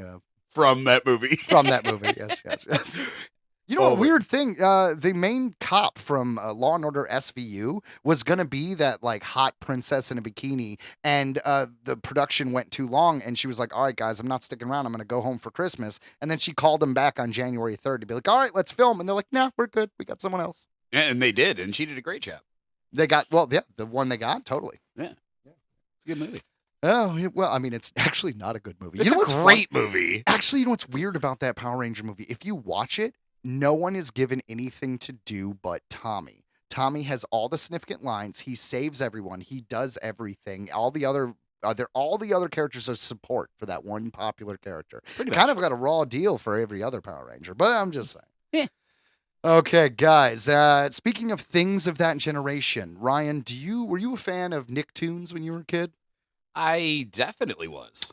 Well, one of the most popular Nicktoons is Ren and Stimpy. Happy, joy, joy, happy, joy. Well, Ren and Stimpy's creator is a controversial man, to say the least. There actually is a documentary called Happy, Joy. I think you should watch, and it's really good. I've mentioned it before, where we talk about the creation of Ren and Stimpy for the first 3 parts of the movie, and then the last quarter, they're like, sharp left turn, and he F's kids. He was grooming a 16-year-old girl whose parents allowed her to live with it. It got really, really, really creepy. But whoa. that guy being a creep in general kind of informs the humor of Ren and Stimpy in a weird, gross way. Like Yeah. there was a lot of nipples. There was a lot of They- like close up yeah. in teeths and butts, and It it was a weird, gross show. It was gross. It was Yeah, gross, They yeah. would always do that thing where they would zoom in, and it would just be like they would be grotesque and like disgusting. Do you remember when they brought the show back for Spike TV? Well, and I'm glad you brought that up because I was actually just about to say something Go along ahead, the yeah. like because I see so I grew up on Ren and Stimpy. So I was a kid. To me, it was just a dumb cartoon. And now I see everybody sharing stills of the reboot on Spike where they were straight up making them gay, which is whatever, you know, Well, but it was crude humor. They weren't respectfully gay. They were caricatures of gay people, and it was pretty bad. and everybody sharing those lewd scenes and stuff like that, being like, "Oh my god, this is what we grew up on," and I'm like, "No, No, that came way later. We were pretty much adults when that show came out. but it was psychotic." It I'll was. never forget when Ren comes home and it's Stimpy with his cousin Sven, and they're playing "Don't Whiz on the Electric Fence." Don't and whiz on he- the electric fence. And Ren comes in and the whole place is disgusting and he's just like, "I'm so angry. I'm gonna hit you. And you're gonna fall. And you're gonna cry. And I'm gonna laugh. It's like, that And is then a he's a like- messed up show. And I'm gonna tear your arms out of their sockets." And he's like waving his arm all creepy. And they're all like, "We don't like this, Ren." You know what's funny is that fucked up shit that we watched when we were kids. It did affect us. It affects my humor. It affects who I was. When I Yeah. was in college, I went to Columbia College, Chicago, and it was my first semester there. And it was early 2000s, so I had a book of DVDs that I told my roommate, yeah, he could borrow whenever he wants. Well, one day he borrowed them. He didn't ask, and he took them to like his girlfriend's dorm or whatever. And they're watching movies, and I didn't know. And I was so pissed. And I was like, because we grew up with that humor, I was like, you know what? You bring that shit back, or I'm gonna pop out your eye, point it at your neck, so you can see your own throat being slit. And I'm pretty sure I said it in that kind of a jokey way. Well, I had to have, because when I was brought in by the disciplinary people, they weren't like, "Oh my God, you're insane." They were just like, "Dude, you can't joke around like that." And it was an art school, so you know. Yeah. Anywho, Red Stimpy is fucked up. Ren and Stimpy is fucked up, but god dang, do I love it. Well, Paramount Plus, which for those of you who don't know, they own Nickelodeon. They were going to bring it back. They were going to bring Ren and Stimpy back for another go. It would be the second reboot. I assume this one would be closer to the family-friendly version, considering Nickelodeon is a big part of, you know, Paramount Plus.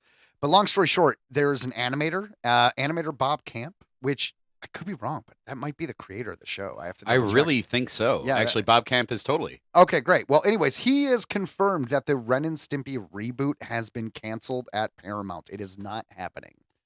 I hate to say it, but like certain things just shouldn't be rebooted because it's like, if you're not going to do it the way you did it originally, don't bother. And they're not going to be able to because it's already gotten so much scrutiny from selling the rights to Spike, like we talked about. It's just, to me, this is just one of those things that it's like, unfortunately, you're going to have to leave it where it lay.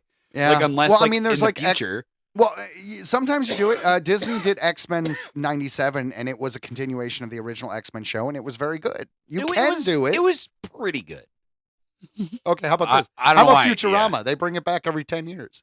That's true. And that's true. It's just what I could see them doing like how they treated like Chip and Dale with like the reboot Chip and Dale. Rescue Rangers. But right? Like I could see that if they were to take Ren and Stimpy, like put them in real life and like work with like, you know what I mean? Like how Yeah. to do that. I So, can see that working. What Ryan is referring to is Chip and Dale very recently had a Disney Plus film, and it was kind of like a Who Framed Roger Rabbit situation. Yes, that's that. Thank you. That's the one I was. Yeah. Yeah, so the cartoon characters are actual actors in a world where there is animation and people living amongst each other. It was Yeah. it was a spiritual sequel to Roger Rabbit for sure. No, Very it, good film if it was you a haven't seen it. great film. If you haven't seen the Chip and Dale reboot, it's so good. Yeah, Disney Plus. It was so good I bought it, even though I could watch it whenever I want on Disney Plus. That's the kind of guy I am. That's you. Oh man. Well, speaking of legendary awesomeness, you know Steven Spielberg, that filmmaker who did a couple good movies? Yeah. Yeah. Well, he has finally joined the elite group of EGOT winners. Yeah, it's a big deal. For those of you who don't know, EGOT winners are people who have won an Emmy, a Grammy, an Oscar, and a Tony. And that's all the major art stuff. I mean, you know, Emmys TV, Grammys music, Oscars film, Tony is stage. And yeah, he's done it. His latest thing is what he won was at the 68th annual Grammy Awards, which was the last thing he needed. He produced a documentary called The Music of John Williams, you know, because most of Steven Spielberg's movies he's worked with John Williams. Yeah. Well, it won the best music film category, which gives Spielberg gives him a Grammy. I'm getting a little tongue-tied here. No, you're fine. Well, anyways, for those of you who don't know, he previously won Emmys for The Pacific, The Band of Brothers. He Pinky and the Brain. He won. He won an Emmy for Steven Spielberg Presents A Pinky and the Brain Christmas? Yes. That is amazing. Did. How dare you disparage that? I didn't notice that. I wrote these notes and I didn't notice that. Narf. Yeah, and a bunch of other stuff. Schindler's List was the Oscar, you know, the Tony, it was A Strange Loop. Yeah, so a lot of good stuff. So that man is an EGOT. Not that Steven Spielberg needed another notch on his belt, but there you go. That's not true. That is so true. If you don't already feel like a piece of shit who's accomplished nothing, here you go. Good for him, though. He deserves it. I mean, he's probably the best director alive.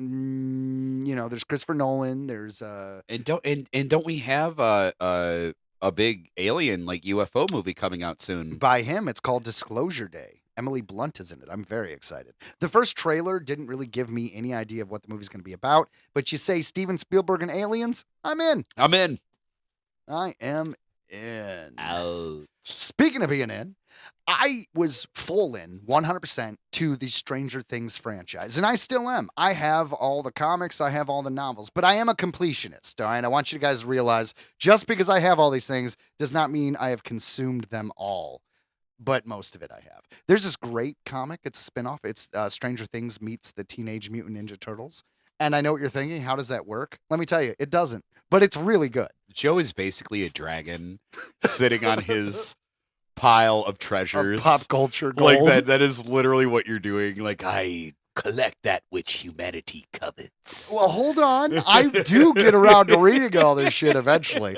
But I gotta be honest, the young adult novel about Lucas, don't really give a shit about. But I have all the other ones, so I might as well own it. Why not? Well, anyways, Stranger Things is finally ended. It ended with their season finale that came out New Year's Eve. I thoroughly enjoyed it. Like most TV shows, a lot of people have found it divisive and didn't like it. Most people don't like the way shows end. If you think about every major show, there's a lot of people who don't like how it ends. It's okay. Ryan is sneezing over here. Ugh.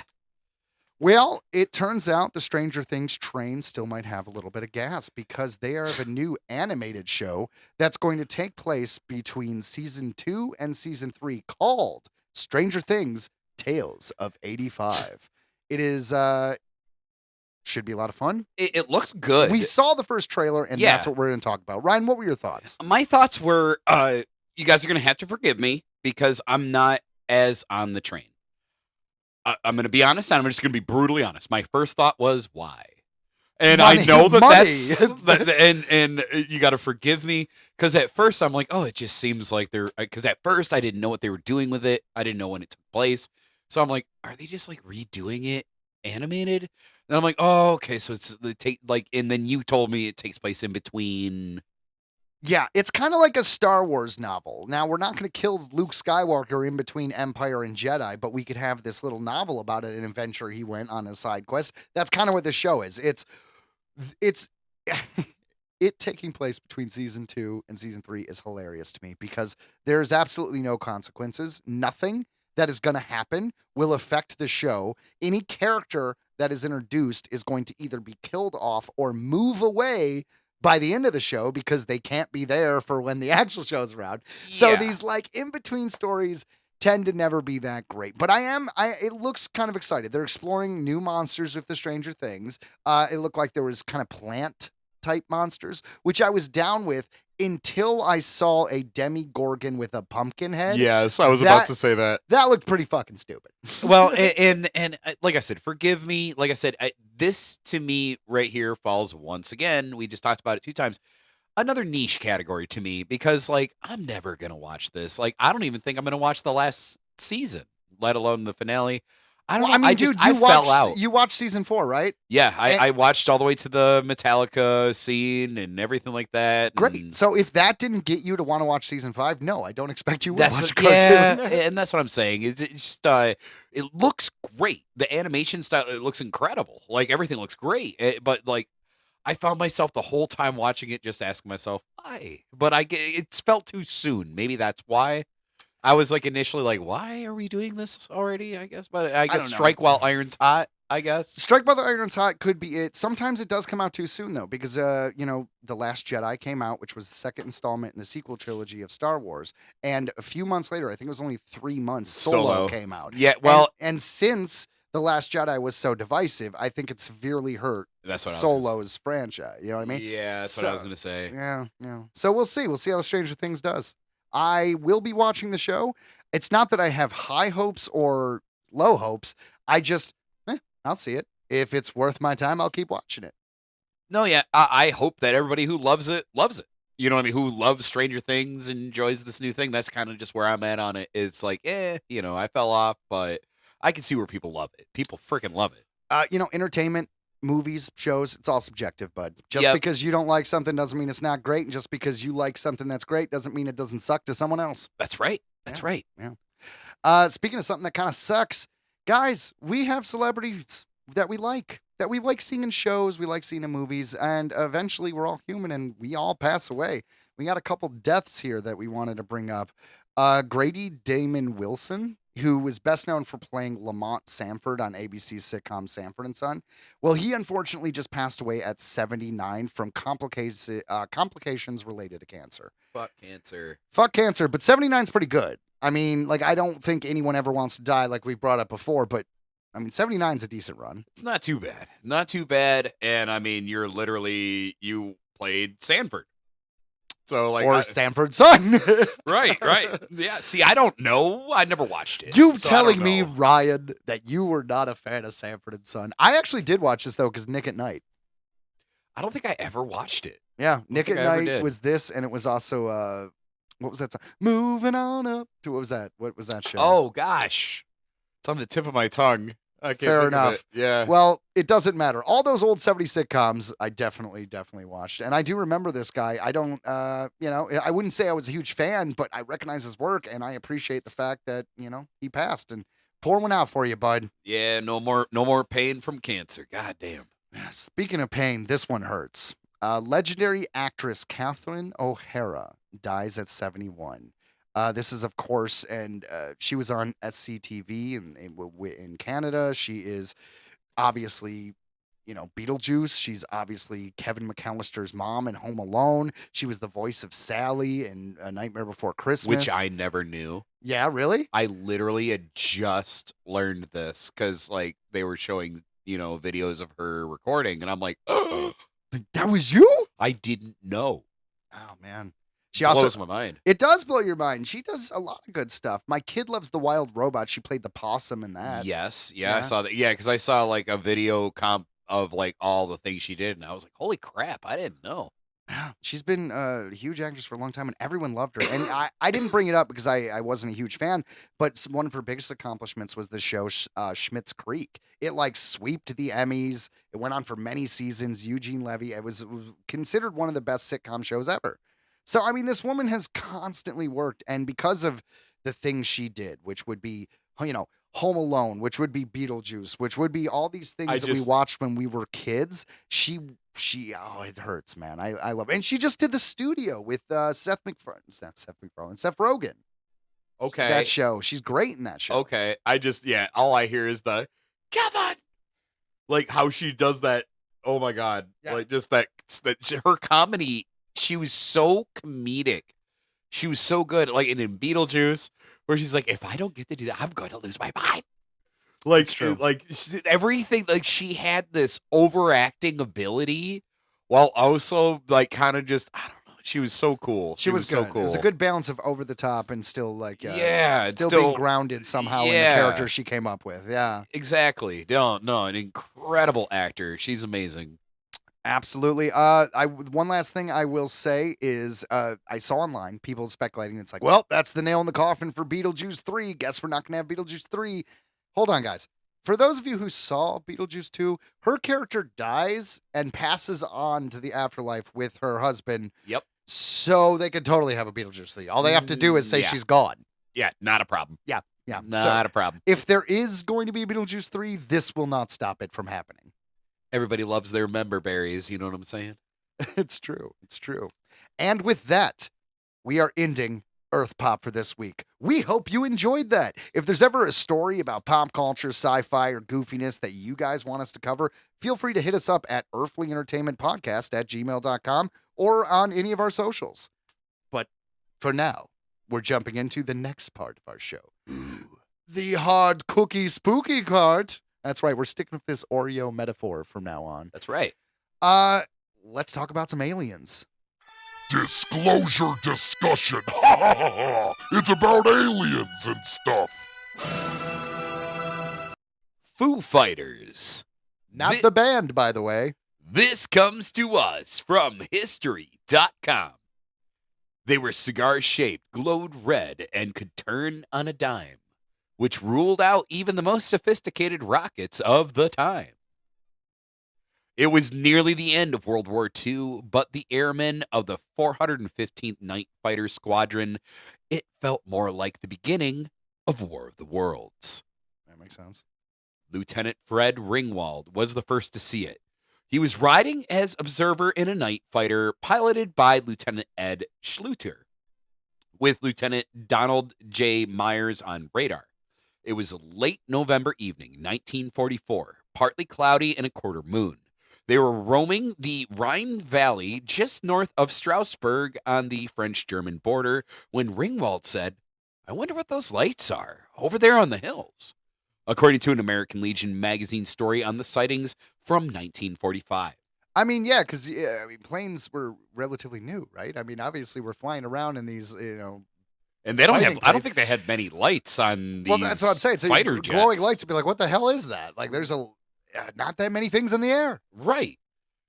There were 8 to 10 of them in a row, glowing fiery orange. Then Schluter saw them off his right wing. They checked with Allied ground radar, but they registered nothing. Thinking that the lights might be some kind of German air weapon, Schluter turned the plane to fight, only to find the lights vanish. I would absolutely assume it was a German weapon. I mean, the Yeah. Germans had advanced stuff, and they were kicking our butt at many different times during that war. And they were working on way many more things. Yeah, the bell. Oof. Yeah, sound weaponry and shit. At first, the men said nothing, fearing that they'd be ostracized.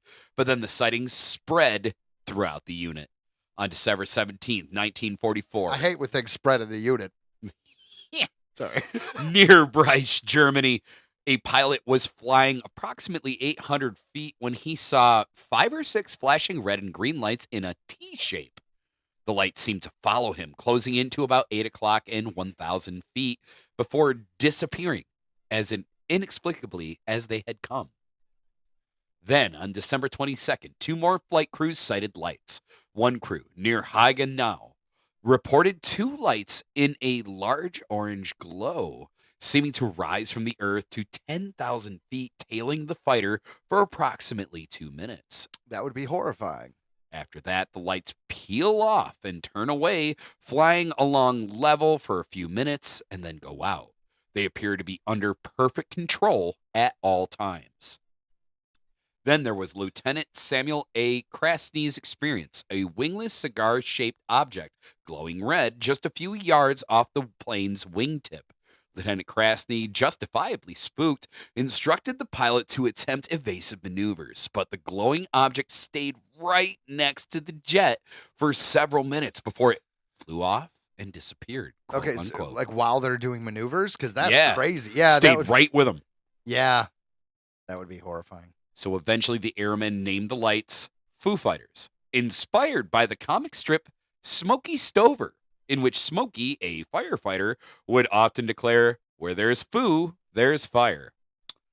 Interesting. They I were- actually never heard that before. Neither did I. That's why I was excited for that one. It's weird how many things like that happen. Like, here's a really good one. Back in the day, ghosts in stories and in movies were just solid figures of dead people that would like appear in front of you. But the idea of them being see-through or floating actually comes from the late 1800s, early 1900s, when they used to project, kind of doing these kind of spook shows of projections of quote unquote ghosts. So the fact that we have ghosts be translucent and the fact that they can fly all comes from that era. And if you read in literature, ghosts were only described as being see-through and being able to fly till after that point. So we changed the way we think of the spirits of the dead based on technology and a actual show. Based on technology and entertainment Isn't that and crazy? and media. Exactly. That's crazy. That is crazy. Yeah. And now Foo Fighters was based on this comic strip, and then later a band based their name on the phenomenon. That's right. That's right. Dave Grohl. Oh my gosh. And may I have a funny anecdote about our last segment Sure. where we were talking about Ren and Stimpy? Yeah. I forgot I wanted to mention this. Did you know that a young man came in trying to pitch a song for Ren and Stimpy to be the intro, and you know who that was? Who? Kurt Cobain. Kurt Cobain. Like, He was turned away. He went in to try to write the Ren and intro Stimpy theme, song, yeah. Ren and Stimpy, and they turned him away. I kind of really want to hear that version of Me it. too. And there's no like Record of it. none. Maybe Courtney Love has it. I don't know. Yeah, It's good luck. possible. Hey, She sin- sold it. since you told me something funny, I'll tell you something funny.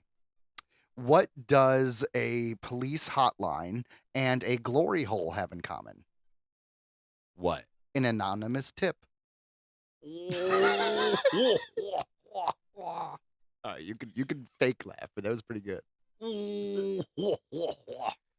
Fine, back to fucking aliens. An Associated Press reporter broke news of the Foo Fighters sightings on January 1st, 1945, and theories about their origins quickly abounded.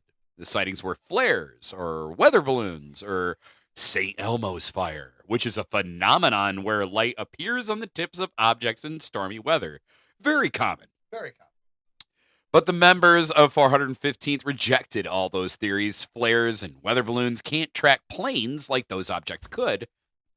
And they had seen St. Elmo's fire and could distinguish the two. So they were experienced enough to be like, we actually have seen that. Yeah, I mean, it makes sense, right? They're like, dude, we're up there in the sky and we've witnessed it. So maybe you don't tell me the theories that you think of what it was. Maybe you trust the person who physically saw it. Yeah. Go figure. Then there were those who claimed that the airmen were suffering from combat fatigue, obviously an early thing of PTSD. Well, not just that, but just being exhausted and not have proper rest and just be fighting all the time. Exact. That's what it says here. A polite way of saying the war stress was driving them insane. But there was scant evidence to suggest collective psychosis.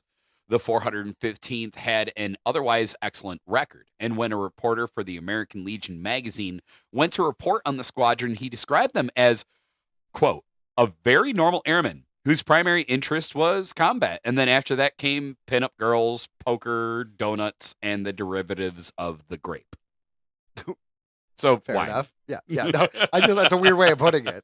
The derivatives of the grape. I feel like back then they had to be like, Look, they're the like, dude's you a can't just say wino." they like to get drunk. Like, Fair enough. I also thought it was weird that like they're like pinup girls and poker was after fighting. Because I mean, I don't think anybody in the war was like, yeah, let's go fight more. I think most people were sick of it. There's probably a handful, but yeah, there's people out there for sure. I guess you're right. But just a handful. No, I'm guessing most of them were like, this sucks. I mean, yeah, I base most of my shit on movies and TV. I will admit that. I do read a lot of historical stuff, but you don't get very many personal accounts. You know what I mean? So it just seems like most people are weary at this point. Not like, die. Right. So Lieutenant Krasny's son, Keith Krasny, says his late father didn't fit the stereotypical profile of a UFO theorizer. In fact, he never even suggested that the glowing wingless cigar-like object that flew next to his plane was extraterrestrial in origin. Here's a quote. He was very level-headed, very analytical, says Krasny of his father, adding that he kept a notebook where he wrote about and drew his Foo Fighters sighting. But although he never seemed prone to conspiracy theories, Krasny says that his father was open to one. Quote, he entertained the idea that it could be late-breaking German technology. He did express the view that there were a lot of things during the war that were kept quiet. Yeah.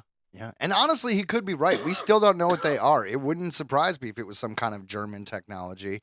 But obviously on Maybe this, even like illusion, like an illusion, like they were somehow able to. hell, maybe they were shooting sonic beams in their people's heads and making them see mirages. I That don't know. could be a thing, right? Like they were doing quite a bit, and then all those. And what's funny is I had to cut out a lot. This is a huge report that I was Sure. working at, and it went on to theorize that like a lot of people were going with the German theory, right? Like that it was German technology. Sure. And then we go on to say that, well, one of the lead German dudes was the dude who led us to the moon afterwards with Operation Paperclip. Yes.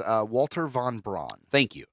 And Yeah, the father of rocketry, really. correct. And it was always kind of kept under wraps that he was kind of a Nazi guy. People knew it. It kind of came out after the moon landing and all that. Well, to be fair, I don't know the facts. I wasn't there, but the official story is he was not like willingly a Nazi. He just lived in Germany during that time. And what do? You're a scientist. And exactly. And no, I'm not trying to do none of that. Well, he has a famous quote actually, Ryan, where he was like talking about he made a rocket for Hitler, and he was asked afterwards, and he's like, "Well, the rocket performed perfectly, except it landed on the wrong planet."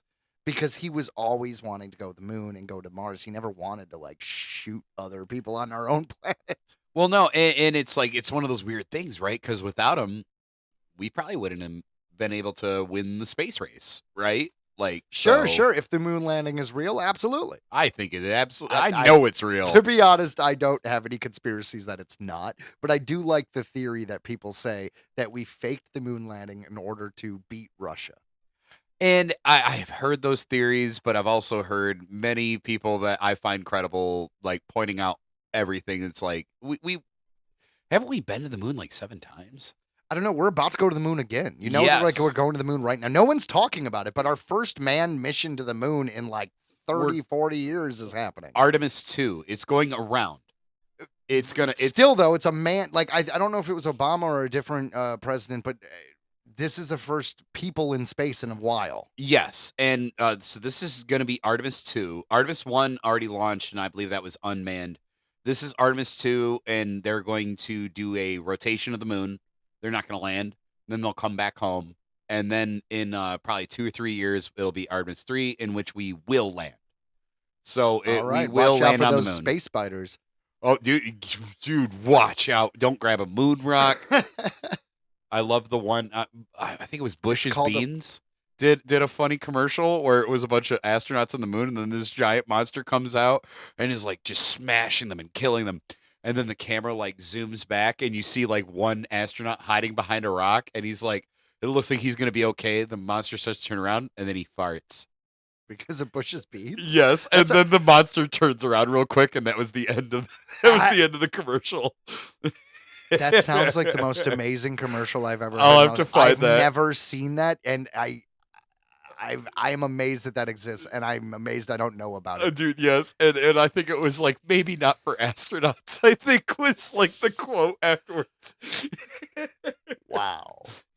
That is some fantastic marketing right there. I really agree, Oh man, that's so weird. dude. It's I'm weird. I'm very weird. You know what, yeah, a lot of things are weird. You know what else is weird, Ryan? I guess that brings us to the weird part of the show. Real world weird. All right, so Joe made sure I knew nothing about this until I read it. Good. So here we go. Ready?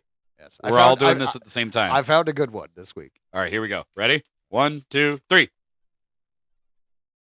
The Van Vera, a bizarre fart neutralizing accessory used by 17th century aristocracy. The origins and history of the Vanvera are shrouded in mystery. And spots. Send farts. Some sources claim it can be traced back to ancient Egyptian farts, while others that it was inspired by Roman creativity and farts. But there are no real evidence that this gas muffling invention has its roots in ancient history. What everyone seems to agree on is that the Vanvera was used by the aristocracy of that era, primarily women who could easily conceal it under their large, elaborate dresses. Yes, very important. The Vanvera on display at the Sex Machines Museum in Prague. In Prague, but in Prague. Thank you, Prague. Thank Yeah. you. Do you not know where the Sex Machines Museum is? Forgive me. You, sir, are an uncultured. I get them mixed. No, I get them swine. mixed up. I go to many of them. Oh. They consist. All right, start that paragraph over. The Vanvera on display at Sex Machines Museum in Prague consists of a leather pouch that connects the wearer's behind, muffling farts and containing the foul-smelling gases during social events. It can be emptied in private by squeezing the pouch filled with farts. That's right. So think of it as like it's literally like a leather bag that like attaches to your butt that you fill up like a balloon. It is a fart bag. It is the opposite of a whoopee cushion. Joe, your fart bag is quite. It looks quite long. I believe you need to empty it. And that's a good thing I've hid it under my big dress. Yes, well, it is quite. You look very nice today, by the way. Damn right. But right. The you metal should probably cage helps. squeeze those farts out. Squeeze them out. Venezia Today writes that Vanvera was used in the Italian city during the 17th century, and that it came in several varieties.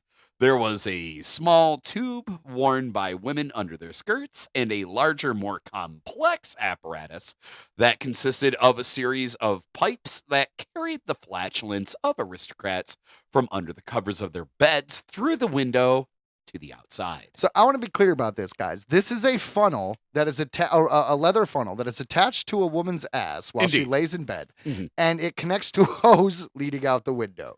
Yes. It looks like a beer, like she's sitting on a beer bog. Oh, and there's like, dude, hold on. I can't help. There's gonna be a pervert.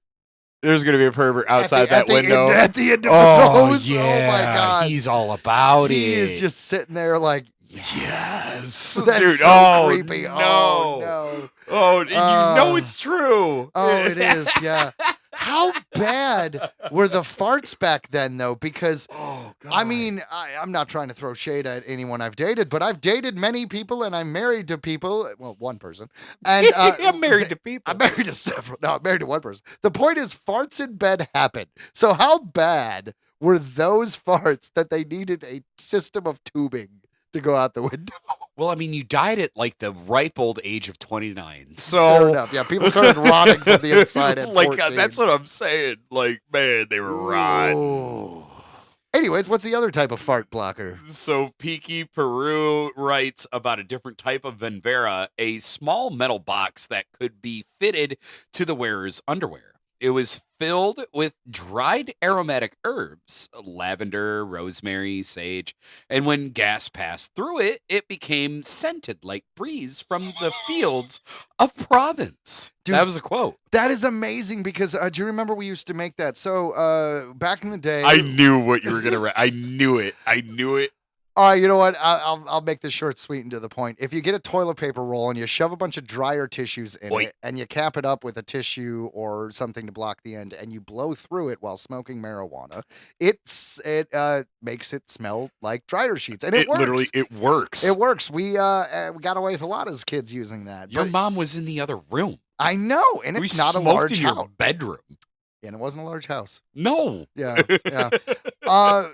It kind of also reminds me of a plague mask because like the plague mask with was the about to long say that nose. too. Yeah, that's what that was Yeah. in the end of the nose was herbs and Yep. yeah, Because that was back when they believed in miasma, sure. where they thought that bad smells cause sickness, and that was a real thing. that they thought existed. And it Well, had a that name. might explain why we got a fart tube. That might explain the fart tube. This kind of Hedvera didn't muffle the sound of one's fart, so it wasn't as popular as the leather sack design. It's like, well, I don't want him to hear my butt. Oh my God, can you imagine though? You fart, it echoes because it's in a metal box, and then it's just like, oh, that's flowers. That smells like lavender Boy, ass. that was that was abrasively loud, but it smells great. Like, it was interrupting, but it wasn't like it didn't linger. Very nice. Very Yeah. nice. I'll take it. It's better than not having a fart box.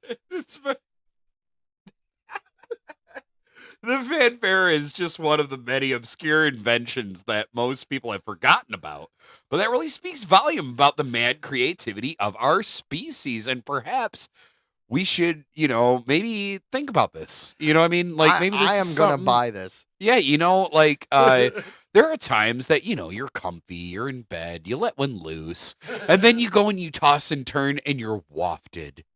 Just straight wafted. So, like, Just maybe like you if- move the covers, you just get this plume of it poo. hasn't happened to you. It hasn't happened to you, you I- liar. I don't know, man. When I'm at the point where I'm comfortable enough to fart in bed, I'm usually laying in one position ready to fall asleep. I'm just saying, I think they were onto something, and we should jump more into this head on. I Or feel like butt we should on, make a you know? modern Velvera or whatever it's called. That's right. That's Yeah. right. Let's modernize this. No one needs to get a Dutch oven. You know what I'm saying? Yeah, the only down part is because it's out of fashion to wear big dresses with the metal cage to hide the apparatus. We have to make kilts a thing again. I'm in. Because then we can wear Ladies love kilts kilts. on men. Yeah. Ladies love kilts. I have not had any experience to know whether or not that's true or what. Are you sure it's not just the accent they love? You hear that, ladies? Go ahead and email us at Earthling Entertainment Podcast. If you would want to see a man in a gmail.com. kilt. Do you want to see men in kilts? Let us know. We want to know. Tights. Tight. All right. All right, guys, we got one more for you that is not as hilarious, but pretty damn hilarious. Man gets head stuck in traffic light after crashing into it. And A he's sh- okay. That's what makes this funny. It's a cartoon. A shockingly bizarre traffic incident got a lot of attention on Chinese social media last month when a young man driving an electric scooter crashed into a temporary traffic light in the city of Chengdu. Following the impact, the man's head somehow became stuck inside the traffic light, and firefighters were called to free him from the unusual cage. That was easier said than done, however, as even the first responders spend around 40 minutes, ooh, that's a long time, cutting away at the metal casing to safely release the man's head. The man was then taken to a local hospital and made a full recovery. But he will have a much tougher time recovering from the hilarious online jokes the incident inspired. Here's one. Go ahead. A head-on-head collision, Ha! but with only light damage. Ha! That was actually pretty good. Yeah, a clever Reddit user expertly described the situation. This is as rare as winning the lottery, someone else commented, while others compared the man to the Green Lantern. I mean, it looks like he's trying to be a DJ. Like they made a helmet shaped like a traffic light that he put on his head. Like I yeah. don't know how this could happen. He flew into it in just the right way where he wasn't seriously injured, but it was stuck. Perfectly over his head. I'm looking at the image right now. It is incredible. Yeah, it seems ridiculous, but hey, some things in life are weird. Am I right, Ryan? That's right, Joe. And if that, we close our show for this week. But thank you all so much for listening. Please subscribe to the YouTube channel. Our video episodes are coming soon. And, excuse me, also download this episode on Spotify, Apple Podcast, Amazon Music, or wherever you get your podcasts. And your mission, my friends, our friends, me and Joe's friends, you guys are our friends. You've been listening this long. Holy crap. Thank you so much. Do us a favor. Share us. Literally, like that's like the one thing that'll really like help this podcast is be like, hey, are you into UFOs? Are you into Sasquatch? Are you into this? Are you into that? Do you like Shh. pop culture with a little bit of Mothman? I was gonna say, like, yeah. Also, do you want to hear about new entertainment news? We've got that for you. So you share us, please, with like a coworker, with a friend, with a family member, someone who's like, man, I'm getting tired of so and so's podcast. I'm looking for something new. Be like, well, there's local guys from Detroit area right They're here pretty damn good. Yeah. that are yeah. pretty dang good, and Yeah. they're out of this world. And if you're a new listener who's already supporting the show and downloading the episode, remember you can go back and download our entire library You of can. episodes. It's And really possible. we think you should do it. We really do, but dude, honestly, guys, I want to say this, like we do this every week, and me and Joe have been friends for a very long time, and you being along with this journey with us, all of you guys who keep up with us and who have listened, man, you guys mean so much to us. Like, thank you so much. Like, we really appreciate it. Thank you for sure. We really, really do. And yeah, like I said, please share us around because we're gonna keep doing this because we love it. And yeah, we hope to meet you guys. We like hear from you too. So yeah. Yeah, bye. I guess I went off on a tangent there. My bad. No, it's totally fine. Hell yeah. I had nothing to add. All You right. guys are awesome. We love doing this. We'll be here next week on Thursday. And from everyone here at Earthling Entertainment, see ya.